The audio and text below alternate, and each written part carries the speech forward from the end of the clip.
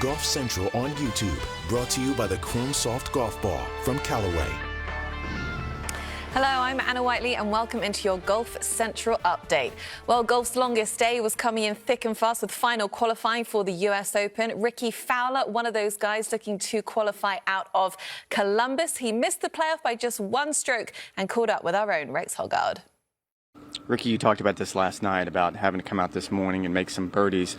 What was your mindset and how did it play out? I mean, this morning was really, just gas pedals on the right and go see what we could do. I feel like we executed that minus making the putts. I gave myself looks. I made a nice one to start on 14 to kind of get things going, and had some good looks coming in. Unfortunately, there were kind of some tough reads, some putts that had some movement, and it was tough to match the kind of line and speed.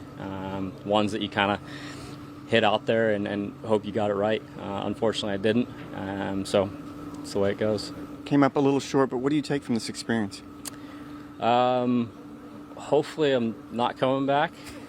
Done it a number of times now, but it's, especially coming off of a tournament week to go, play, whether it's 36 the next day or, have the delay and then come back Tuesday morning. It's a grind. I'd much rather skip this day and be sitting at home, but to be kind of where I was the last 24 hours, I didn't quite execute that well until this morning. Didn't make a whole lot, and we're in a good spot. I'm excited with where the game currently is, coming off the PGA and last week at the Memorial. So better stuff ahead. You talked about this. I'm sure it's not what you want to do, but during the Masters, you watched a couple rounds with Tiger. Any chance you'll do the same thing for the U.S. Open? If he's home, I'm sure there's a chance of that. Go hang with him and Charlie, and maybe get Charlie out to play a little bit. But I mean, like I said, I'm happy with where my game's at, where we're going. So big picture, a lot of good things. Thank you, Rickie. Thanks, Rex. Rickie Fowler still on the comeback train. So from 120 players out there in Columbus, Ohio, it all came down to 16 spots available to punch their ticket to Torrey Pines. Chez Reavie was your medalist yesterday with an impressive 2 days, really. Tom Hoge and Jonathan Vegas clinching those final spots in a playoff as well. But also we had to wrap up things at Rolling Hills out in LA. Let's hear from the 5 qualifiers. Tell us about that putt on 16. Oh boy. Well, I didn't hit the shot right where I wanted to exactly, but man, the putt on 16, me and my caddy were going back and forth on it. I didn't know if it was going to break off the hill too much or how fast it was going to go, but we read it right and it went in barely, and I guess I got a little lucky, but it's okay. It was so awesome. I mean, just even in the 36-hole day, there were some members out here that watched me for 36 holes, which is just awesome. I mean, to have them out here cheering was so cool. I mean, it basically just felt like a big home event. I mean, they definitely helped me out on that second 18. Having them in the back 9 was awesome. I can see that, just having that feeling of all of them watching you and the energy. Absolutely. So now you're going to the U.S. Open at Torrey Pines. I am. How are you feeling? Pretty still nervous, but yeah, I'm excited. It's going to be so fun. There's a couple other of my buddies who made it as well, so we're just going to have a blast. My heart kind of started bumping after Roy made his putt. That was like a 50-footer left to right slider, and it just caught the left lip.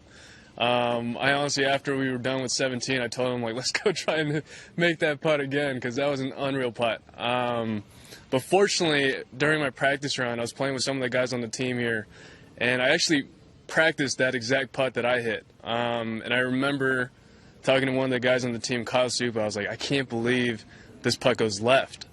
And my caddy, he takes a read at it, and he's like, oh, it's a ball out left, going left to right. And I told him, no, it's the ball out right going left. Unfortunately, I hit that putt before, because I wouldn't have known before, a couple days ago. I played there earlier this year at Farmers, so I know the course. I know what the course looks like with the rough that long, but the U.S. Open is going to be a different beast, so I'm excited for the challenge. So it started off with 90 guys trying to qualify out of LA, and it finished up with 5. Chan Kim was your medalist at 10 under par, second round 66. Taylor Montgomery, Justin Sutt and Roy Coops, those 2 final spots were made through a playoff as well, so the pressure was on. Okay, well, that was it. 9 36-hole final qualifiers played around the country to make up the field for next week's US Open at Torrey Pines, golf's longest day, bringing qualifying drama like no other. So let's hear from the guys who qualified from all around the US. I've had this sectional on my list of things to do for the past couple months, and you know, I was really excited. I knew my game was in a good spot, and you know, I just came out and played really good today. But yeah, like you said, when I finished at 9 under, I wasn't sure if that was going to be enough. So I was prepared to have a little playoff there, but luckily enough, I snuck by. Having opportunity playing US Open, it's huge. And like you said, last time I played was 8 years ago. And if I earn this spot, I think it's going to help my game, and hopefully I can tee off at Torrey. It's unbelievable. Words can't really describe it. I've been pretty close a couple times to finally get it done.